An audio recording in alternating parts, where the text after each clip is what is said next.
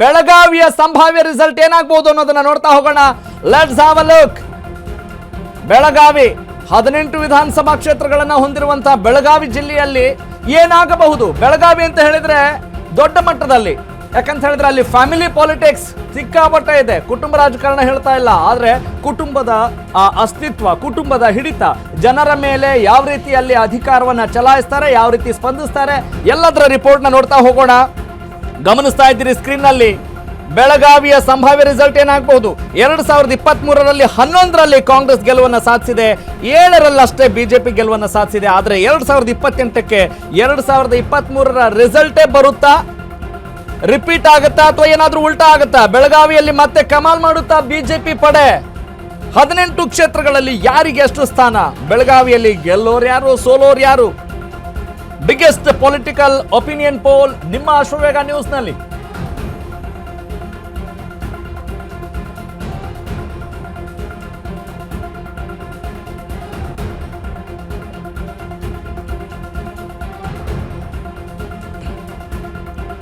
S, ಅತಿ ದೊಡ್ಡ ಜಿಲ್ಲೆಗಳಲ್ಲಿ ಬೆಳಗಾವಿ ಕೂಡ ಒಂದು. ಬೆಂಗಳೂರಲ್ಲಿ 28 ವಿಧಾನಸಭಾ ಕ್ಷೇತ್ರಗಳಿದ್ರೆ ಬೆಳಗಾವಿಯಲ್ಲಿ 18 ವಿಧಾನಸಭಾ ಕ್ಷೇತ್ರಗಳು ಇದೆ. ಅದರಲ್ಲಿ 11 ಕ್ಷೇತ್ರಗಳು ಯಾರ ಪಾಲಾಗಿವೆ? ಸದ್ಯಕ್ಕೆ ಆಡಳಿತಾರೂಢ ಕಾಂಗ್ರೆಸ್ ಪಾಲಾಗಿದೆ. ಎಸ್, ಒಂದೊಂದಾಗಿ ನೋಡ್ತಾ ಹೋಗೋಣ. ನಿಮಗೂ ಕೂಡ ಸ್ಕ್ರೀನಲ್ಲಿ ಕಾಣಿಸ್ತಾ ಇದೆ. ಈಗ ನಿಪ್ಪಾಣಿ, ಹೌದು, ಕಾಂಗ್ರೆಸ್ ಅಲ್ಲಿ ಗೆಲುವನ್ನು ಸಾಧಿಸಿದೆ. ಕರೆಕ್ಟ್.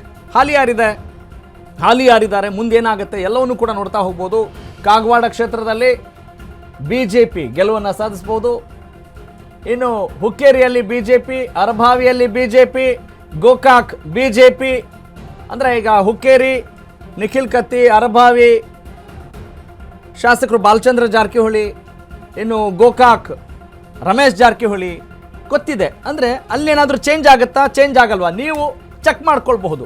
ಇನ್ನು ಮೀಸಲು ಕ್ಷೇತ್ರ ಕುಡ್ಚಿಯಲ್ಲಿ ಮಹೇಂದ್ರ ತಮ್ಮಣ್ಣವ್ರು ಕಾಂಗ್ರೆಸ್, ರಾಯಭಾಗ ಬಿಜೆಪಿ ದುರ್ಯೋಧನ ಐಹೊಳೆ, ಹುಕ್ಕೇರಿ ಬಿಜೆಪಿ ನಿಖಿಲ್ ಕತ್ತಿ, ಅರಭಾವಿ ಬಾಲಚಂದ್ರ ಜಾರಕಿಹೊಳಿ ಬಿಜೆಪಿ. ಎಸ್, ಅಂದರೆ ನಿಮ್ಮ ಕ್ಷೇತ್ರದಲ್ಲಿ ನೋಡಿಕೊಳ್ಳಿ, ನಿಮ್ಮ ಕ್ಷೇತ್ರದಲ್ಲಿ ಯಾರು ಈಗ ಶಾಸಕರಾಗಿದ್ದಾರೆ, ಮುಂದಿನ ದಿನಗಳಲ್ಲಿ ಯಾರಾಗಬಹುದು, ಅಥವಾ ಹೊಸ ವ್ಯಕ್ತಿ ಏನಾದರೂ ಬಂದು ಧೂಳೆಬ್ಬಿಸ್ತಾರಾ, ಹೊಸ ಡೆವಲಪ್ಮೆಂಟ್ ಮಾಡ್ತೀವಿ ಅಂತ ಹೇಳಿ ಏನಾದರೂ ಬರ್ತಾರಾ, ಅಥವಾ ಇವತ್ತಿನ ಜೆನ್ಜಿ ಅಂತ ನಾವೇನು ಹೇಳ್ತಾ ಇದ್ದೀವಿ, ಹೊಸ ತಲೆಮಾರು, ಫಸ್ಟ್ ಟೈಮ್ ವೋಟರ್ಸ್ ಇರಬಹುದು, ಸೆಕೆಂಡ್ ಟೈಮ್ ವೋಟರ್ಸ್ ಇರಬಹುದು, ಅವರ ನಿಲುವು ಏನಾಗ್ಬೋದು, ಬದಲಾಗಬಹುದಾ, ಏನು ಕತೆ?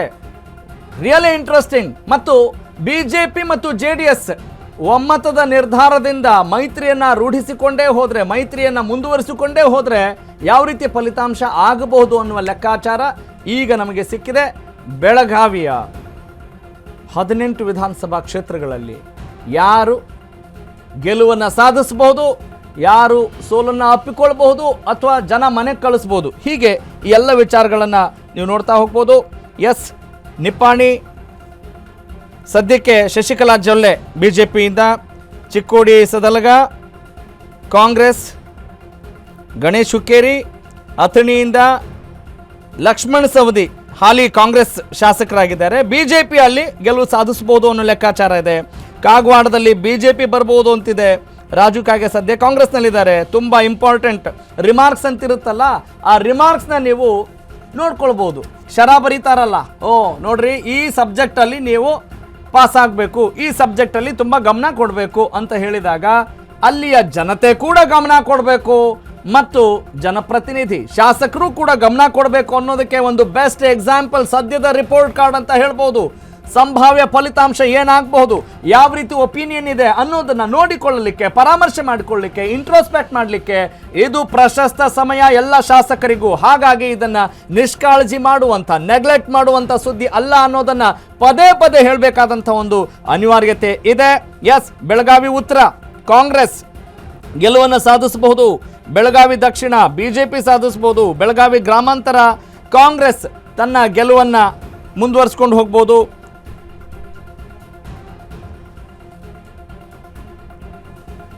ಎಸ್, ಏನಪ್ಪ ರಿಸಲ್ಟ್ ಏನಾಗಬಹುದು ಅನ್ನೋದನ್ನ ನೀವು ನೋಡ್ತಾ ಹೋಗ್ಬೋದು.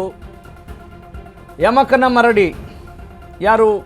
ಸತೀಶ್ ಜಾರಕಿಹೊಳಿ ಕಾಂಗ್ರೆಸ್ ಗೆಲುವನ್ನು ಸಾಧಿಸಬಹುದು. ಬೆಳಗಾವಿ ಉತ್ತರದಲ್ಲಿ ಕಾಂಗ್ರೆಸ್ ಸಾಧಿಸಬಹುದು, ಬೆಳಗಾವಿ ದಕ್ಷಿಣದಲ್ಲಿ ಬಿಜೆಪಿ ಸಾಧಿಸಬಹುದು ಅಂತಿದೆ. ಅಭಯ್ ಪಾಟೀಲ್ ಅವರೇನಾದರೂ ಬರ್ಬೋದಾ? ಬೆಳಗಾವಿ ಉತ್ತರದಲ್ಲಿ ಆಸಿಫ್ ಸೇಠ್ ಅಲ್ಲಿ ಹಾಲಿ ಅವರೇ ಇದ್ದಾರೆ, ಅಲ್ಲಿ ಯಾವುದೇ ಬದಲಾವಣೆ ಇಲ್ಲ ಅನ್ನೋದು ಈ ಸಮೀಕ್ಷೆ ಹೇಳ್ತಾ ಇದೆ. Yes, next graphics change. ಬೆಳಗಾವಿ ಗ್ರಾಮಾಂತರದಲ್ಲಿ ಕಾಂಗ್ರೆಸ್ ಗೆಲುವನ್ನು ಸಾಧಿಸಬಹುದು, ಖಾನಾಪುರದಲ್ಲಿ ಬಿಜೆಪಿ ಗೆಲುವನ್ನು ಸಾಧಿಸಬಹುದು, ಕಿತ್ತೂರಿನಲ್ಲಿ ಬಿಜೆಪಿ ಗೆಲುವನ್ನು ಸಾಧಿಸಬಹುದು ಅನ್ನೋ ಲೆಕ್ಕಾಚಾರ ಇದೆ.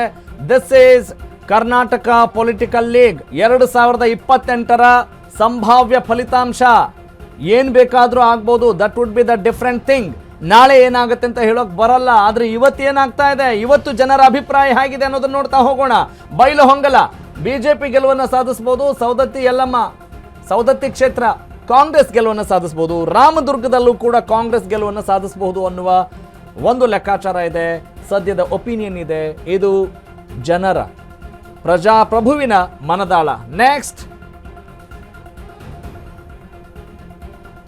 ನಿಪ್ಪಾಣಿ ಕಾಂಗ್ರೆಸ್, ಚಿಕ್ಕೋಡಿ ಸದಲಗ ಕಾಂಗ್ರೆಸ್, ಅಥಣಿ ಬಿಜೆಪಿ. ಯಾರಿಗೆ ಬೆಳಗಾವಿಯ ಯಾರು ಅಲ್ಲಿ ನೇತಾರರಾಗ್ತಾರೆ ಆಯಾಯ ಕ್ಷೇತ್ರದಲ್ಲಿ?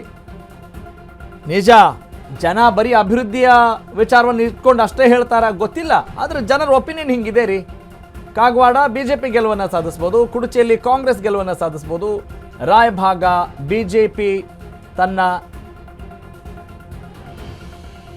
ಅಧಿಪತ್ಯವನ್ನು ಸಾಧಿಸಬಹುದು. S,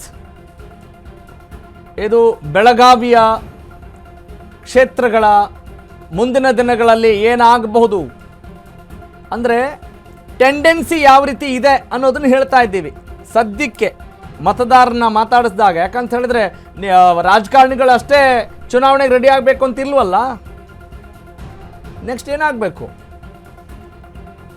okay, let's go for screen. Okay, ಬೆಳಗಾವಿಯಲ್ಲಿ ಈಗ ಯಾರಿಗೆ ಎಷ್ಟು ಸ್ಥಾನ? ಬಿಜೆಪಿ 10 ಸ್ಥಾನಗಳನ್ನು ತೆಗೆದುಕೊಳ್ಬಹುದು, ಕಾಂಗ್ರೆಸ್ 8 ಸ್ಥಾನಗಳನ್ನು ತನ್ನದಾಗಿಸಿಕೊಳ್ಳಬಹುದು. ಈಗ ಕಾಂಗ್ರೆಸ್ 11 ಸ್ಥಾನಗಳಲ್ಲಿ ತನ್ನ ಅಧಿಪತ್ಯವನ್ನು ಪಾರುಪತ್ಯವನ್ನು ಸಾಧಿಸಿದೆ, ಆದರೆ 3 ಸ್ಥಾನಗಳನ್ನು ಕಳೆದುಕೊಳ್ಳಬಹುದು ಬೆಳಗಾವಿ ಜಿಲ್ಲೆಯಲ್ಲಿ ಅನ್ನುವ ಸದ್ಯದ ಲೆಕ್ಕಾಚಾರ ಇದೆ. ಬಿಜೆಪಿ 10 ಸ್ಥಾನಗಳಿಗೆ ತನ್ನ ಒಂದು ಪಾಯಿಂಟ್ಸ್ನ ರೈಸ್ ಮಾಡ್ಕೊಳ್ಬಹುದು, ಅದರ ಬಲವನ್ನು ಜಾಸ್ತಿ ಮಾಡ್ಕೊಳ್ಬಹುದು ಅನ್ನೋದು ಸದ್ಯದ ಲೆಕ್ಕಾಚಾರ. ಅಂದರೆ ಅಲ್ಲಿ ಸದ್ಯಕ್ಕೆ ಆಡಳಿತ ವಿರೋಧಿ ಅಲೆ ಇದೆ ಅನ್ನೋದನ್ನು ಬಾಯಿ ಬಿಟ್ಟು ಹೇಳಬೇಕಾಗಿಲ್ಲ. ಯಾರು ಮಕಾಡೆ ಮಲಗ್ತಾರೆ ಅಥವಾ ಯಾರು ತೊಡೆ ತಡ್ತಾರೆ, ಮೀಸೆ ತಿರುತ್ತಾರೆ ಅಥವಾ ಜಡೆ ಹಾಕ್ಕೊಳ್ತಾರೆ, ಏನು ಬೇಕಾದರೂ ಆಗಿರಬಹುದು. ಒಟ್ಟಿನಲ್ಲಿ ಸದ್ಯದ ಅಸೆಸ್ಮೆಂಟ್ ಯಾವ ರೀತಿ ಇದೆ ಅನ್ನೋದನ್ನು ನೋಡಿದ್ರಿ. Okay, this is about Belagavi. ಇದು ಬೆಳಗಾವಿಯ 18 ಕ್ಷೇತ್ರಗಳ ಚಿತ್ರಣವನ್ನು ನೋಡಿದ್ವಿ.